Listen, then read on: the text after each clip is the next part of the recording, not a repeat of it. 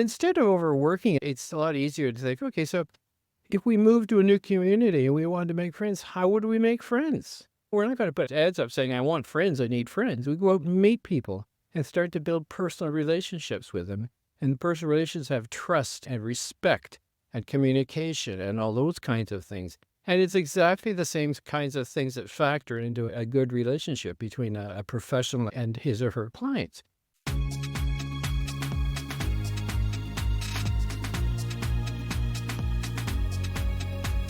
It's time to reinvent.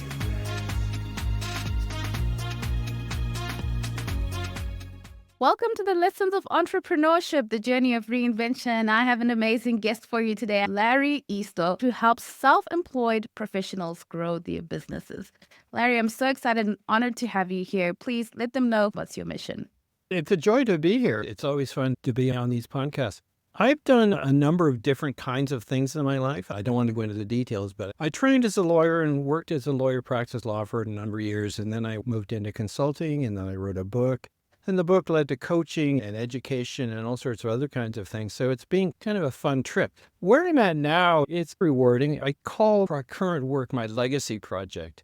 And what I mean by that is what I'm trying to do is make sense out of the crazy journey I've had, primarily so that the lessons that I learned in terms of running a business and serving clients and getting along with people, that I can share it with others so they can benefit from it without the time, hassle, money, and grief that I've gone through.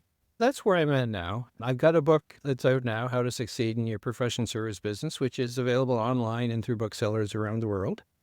And I'm working on another course. I actually wrote 2 books, but I realized producing 2 books was too much work. I've converted 1 book into a video course, basically a personal transformation course, how to get from where you are to where you want to be.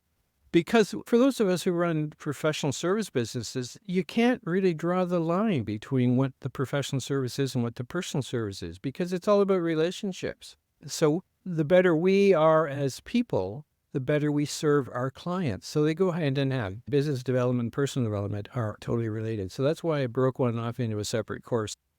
You said something I never thought about, that how you think about professional services and how you market other services is very different. And I wondered what you meant by that.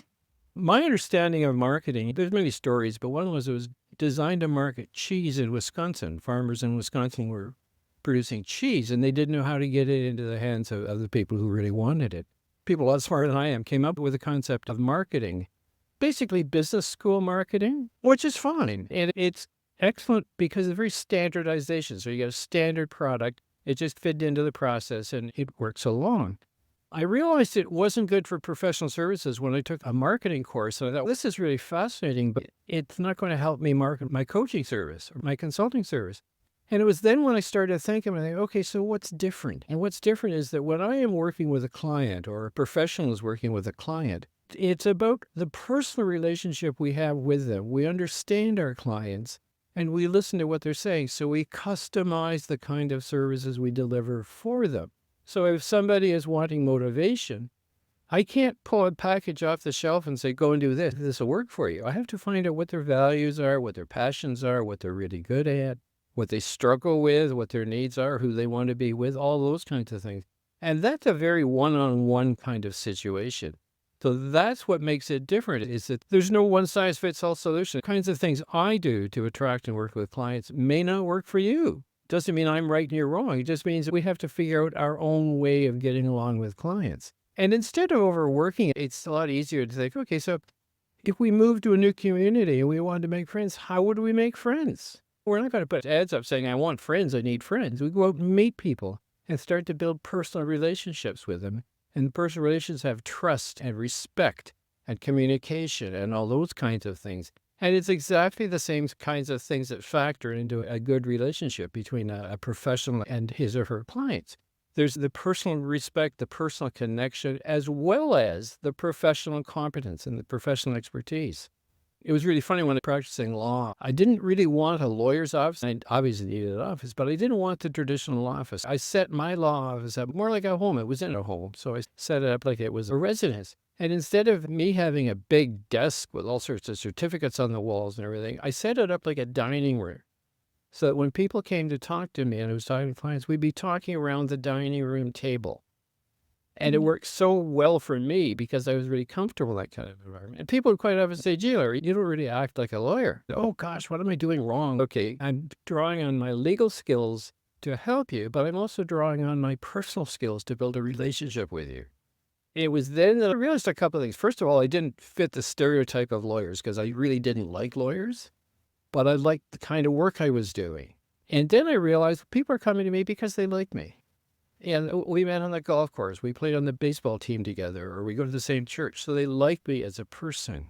So if they like me as a person, they're going to believe me and have trust in me as a professional. So it's the personal thing. That's what makes it so hard to market because we can't market, hey, come to me, I'm honest. Because what's the first thing you think? This guy's a crook.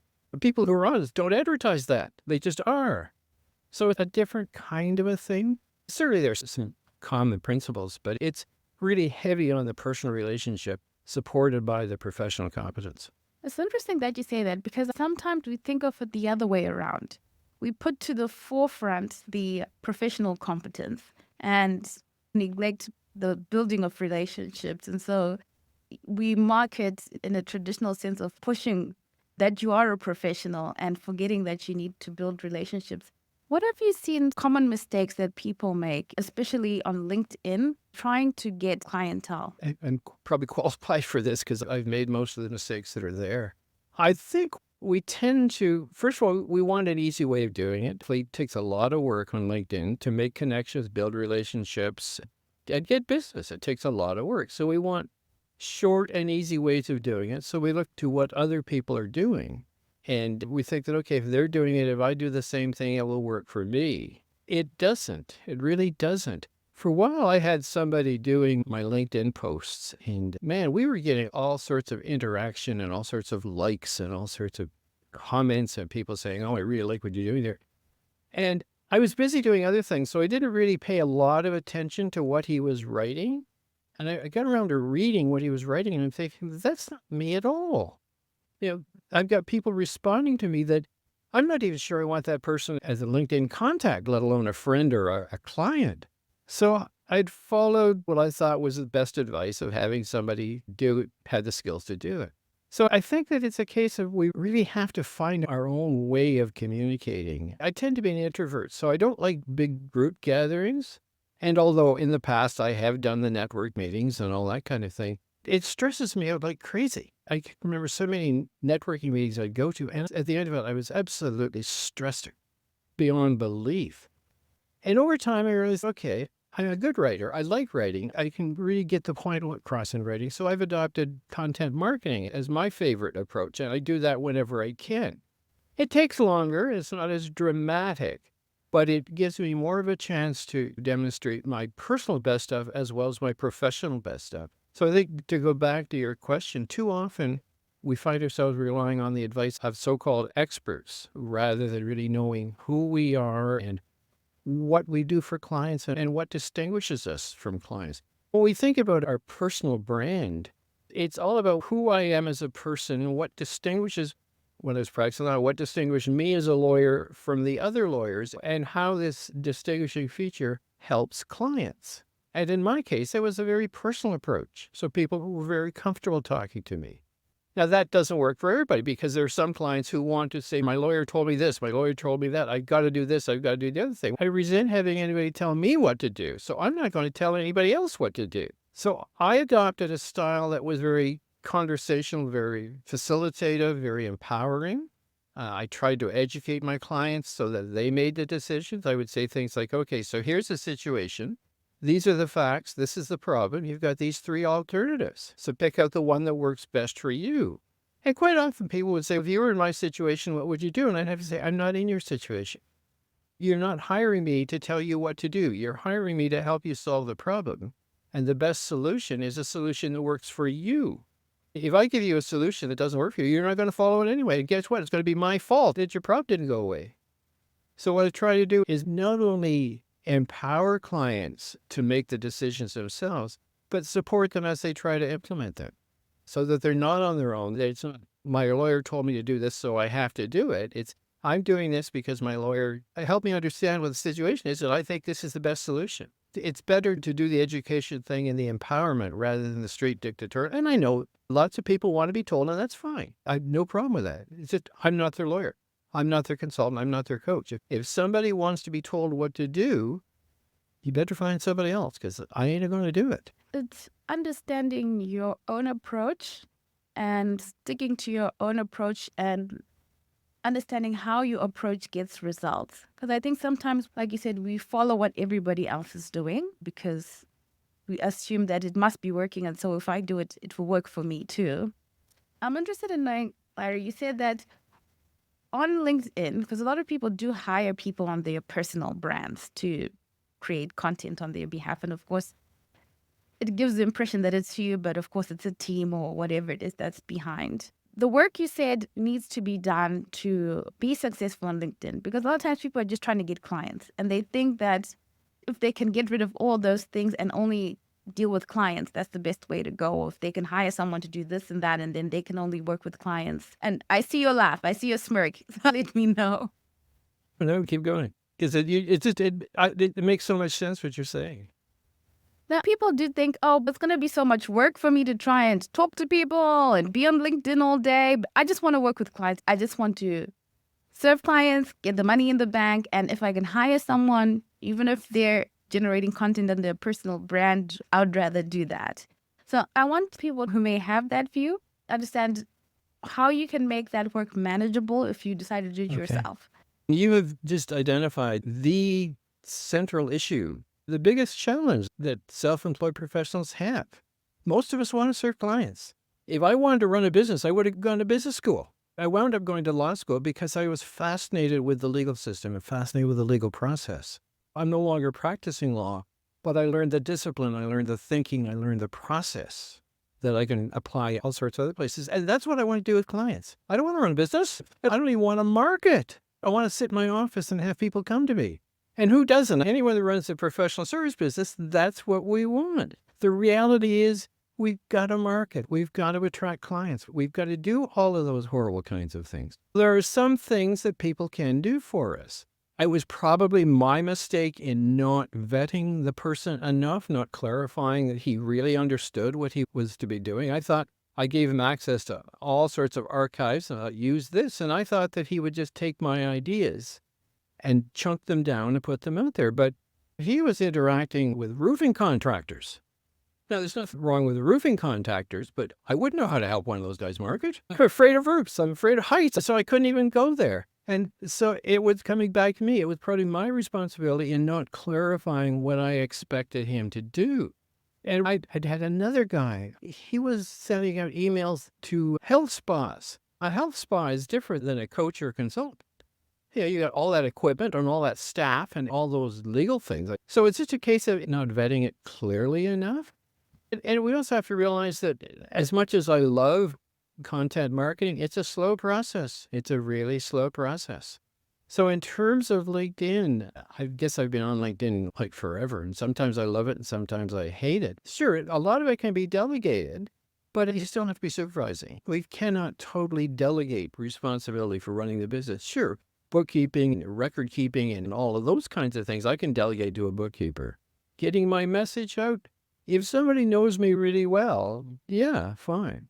Now, the issue there was that, and this just hit me when I'm talking, as a Canadian, I think I have a different way of doing things than our neighbors to the south or people in England or South Africa or Australia. The guy that was helping me, I think he was in Mumbai. He had a different cultural background than I did. So maybe if I had somebody from Ontario writing for me, it might have made a difference. But again, that was probably my fault because I was so anxious to get rid of a task, I didn't do the proper preparation. And I think that's what happens is we're so eager to transfer or delegate something that we don't really think through the implications and take the necessary precautions. Starting a couple of new projects in the new year. And I've learned now that, okay, before we get too far into it, this person has to know what my thinking is, what my ideas are, what I'm all about. If somebody doesn't recognize what I'm all about, we can't work together. He or she just can't write for me. So it's a case of really getting to know them. And it goes back to what we were talking about earlier, building the relationship. If we think the same and we get along well, we respect each other, we understand each other, he understands what my work is about, it's going to work out well. It's the expression, know thyself and to thine own self be true. It's a case of really knowing who we are and what we're trying to do instead of trying to fast track by following somebody else's solution. I wish it wasn't that way, but gosh, that's the way it is. Many times I've delegated tasks to people and just been so angry with what they did. Okay, you didn't train them enough, you didn't brief them enough because you wanted to get on with something else. I'm running a business. I got all these responsibilities. I've got to take full responsibility for them. And I think that's what happens is that we just get so tired of the businessy kinds of things that we rush through them and don't give it as much consideration as we really want. I think someone who's listening, who's going through this process, is going to understand this now. It's so nuanced, like you said. People from certain cultures are a bit more aggressive in how they talk about their business or how they market or how they try to make a sale. Other places are more laid back and it's offensive to be too aggressive. Oh, absolutely. And in my situation, I'm sure this is not unique. I practiced law in a small town for a long time, and then I moved from the small town to the biggest city in Canada. I can't do the same things here that I did in the small town. It's a totally different environment, and it would be hard for somebody from Mumbai to understand what I do in Toronto, let alone what I did in a small town. So we really have to qualify and match and align all those key elements. But it's just so tempting to pass it on, to let somebody else do it. And invariably comes back to kick us. And it's just, anyway, yeah, it's the due diligence all the way. Thank you for sharing that, because I think, because there is this trend of people seeking places where they can get labor cheaper and having international contractors and international employees, especially for solo entrepreneurs, professional services, people who are just starting out in business. And that's definitely an area where I think people would need to explore more of how to make those relationships work. Thank you for that, Larry. Now, I wanted to ask you this, because like you said, the professional services, you just want to work. You don't want to run a business, but you have to know that you are running a business. Maybe tell us when you made that shift for yourself, because you've done a lot of things and with the people you work with, how to get into that business mindset. That's a good question. At this stage, and when I look back at some of the things I've done, I realized that I didn't spend enough time thinking through what I wanted to do. An example of that was when I was finishing high school. I got called to the guidance office, and the question was, Larry, you haven't told us what you're doing next year. What are you going to do next year? And I said, I don't know. And my guidance counselor says, have you ever thought about accounting? And I thought, I don't even know what accounting is. Long story short was he got a call from a local accounting office that needed student accountants. He saw somebody who didn't have plans for the next year, saw that I had done fairly well in math. So bingo, I'm going to go into accounting. So, bird the hand's worth two in the bush. So I said, sure, I can do this. It lasted about 2 months. It was awful. It was absolutely friggin' awful. But I had to do that. Flip side is when I wrote my first book, probably 30 years ago, I settled into it and I thought, wow, this is way cool. I like this. And so the entire process, and I self-published it with the help of family and friends. I self-published it. And when it was finished, I thought, wow, that's amazing. I love that. It's just, I'm there. This is exactly what I want to do. I jokingly say that when I grow up, I'm going to be a writer. And my friends would say, why bother? And I'd say, why bother growing up or why bother being a writer? But it was then that I learned that's what my calling was. That's what my passion was. That's what my purpose was. And from there on, things just not really fell into place, but I at least had a benchmark now. I didn't have to search. I thought, okay, now I'm going to be a writer, and not just any writer. I want to write educational content to help people learn. And along the way, I took a course in experiential learning, so I factored that in too. It's taken me I would think probably half my life to really get a crystal clear idea of what I wanted to do. And once that was there, everything else became so much easier. The law of attraction kicked in big time. When I first heard of law of attraction, I thought it was a bunch of motivational pooey, but it was really helpful going through the exercise of what I really wanted. Asking myself questions like this, do you want this? If somebody were to offer this to you, would you take it? Would you be happy doing this? So it's really a case that comes back to really getting a good handle on ourselves, on who we are, what we're all about, what our values are. And the problem there is that in today's information age, online, there's so many experts, many of whom are well-intentioned, but giving the wrong advice to the wrong people. You and I both know people who really want to help others, but they don't know how to go about helping them. They want to help them with their own solutions. If you do this, you too will be successful.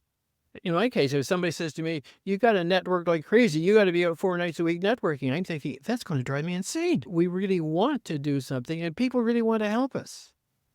But it's our responsibility to know who we are and what we're good at, what our gifts are, and how we can use our gifts to achieve our purposes. And if it's important to make a difference in the world, that's what you've got to do. If it's important to achieve bestseller status as a book, that's what you got to focus on. And that becomes the checklist. That becomes the litmus test. If it doesn't contribute to this, we don't go there.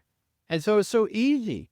You know, as someone who has been fortunate, I have a number of gifts for many years. If something didn't work out for me, I always had enough gifts, enough skills, I could do something else. Rather than face the real issue, I could do something else, or I could do something else, or I could do something else. And it's only when I really did some deep diving and deep digging, saying, no, this is who you are. This is what you're about. As long as you continue to do that, you're going to be okay.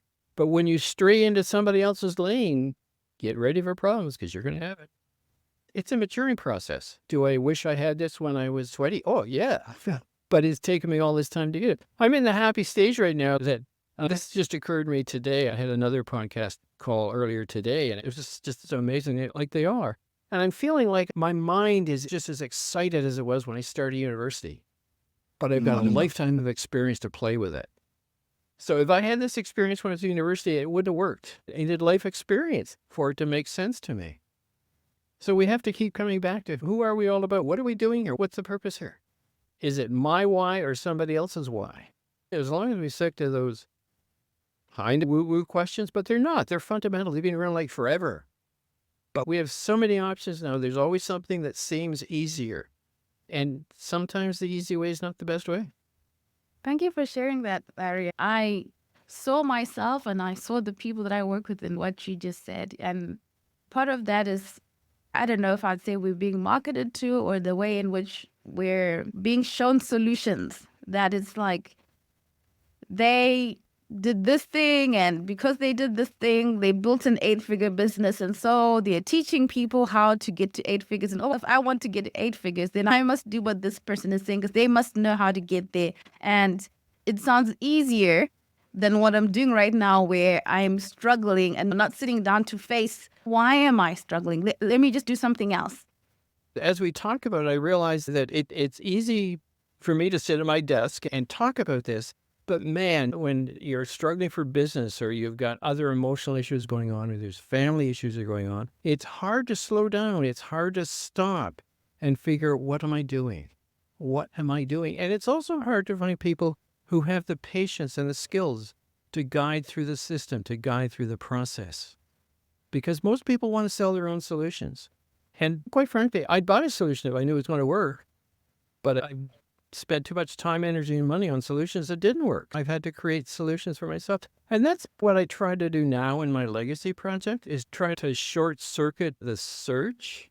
Basically saying, okay, yeah, let's figure out what you are all about and what will make you happy and what will make you fulfilled. And if it's teaching other people, fine. If it's mending broken arms, fine. But don't, just because somebody on television tells you you can hit an 8-figure business doing that, maybe you don't want an 8-figure business. Maybe you just want clients to say, thank you, I feel really good after your help. So it's what our personal values are. And it's not easy. It really isn't easy, but we got to do it.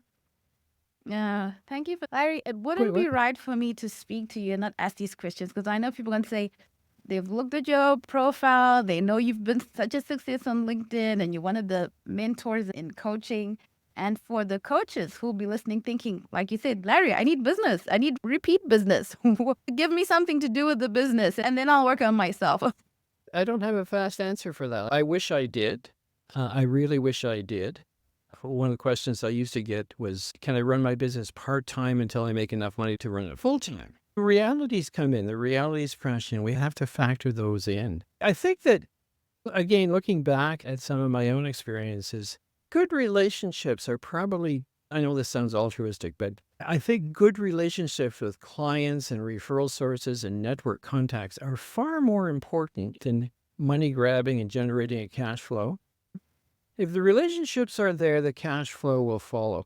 When I was training as a lawyer, a senior partner at a firm he was probably 55, 60 years older than I was, quite elderly.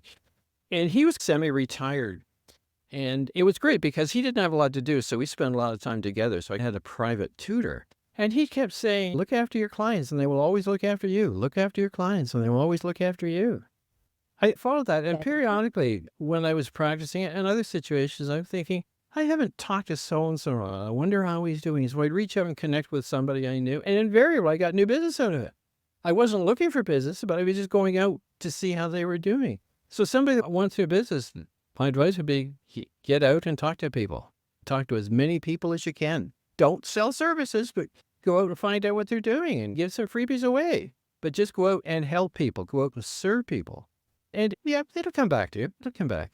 Yeah, thank you, Larry. That was worth it all. Oh, And thank you. if you listen to that advice, I think you'll get very far.